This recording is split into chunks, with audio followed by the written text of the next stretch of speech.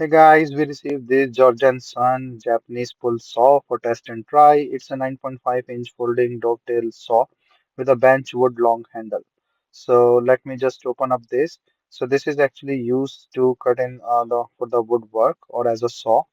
And let me just take this out. And you can see this is the foldable thing. So you can just fold and use very sharp, as you can see the blades and everything. So this is around 22.5 inches or after folding around 12 inches.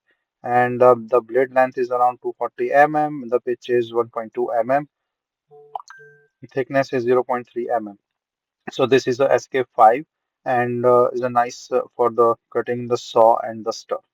So pretty much nice and the good quality I can feel is a good handle and the good quality I can feel it here. And then also with the long handle and the push button, it's safe when you close it. So just press this button and just close this one. So it's pretty much nice. You can also change the blades and you use it. It's a very nice saw.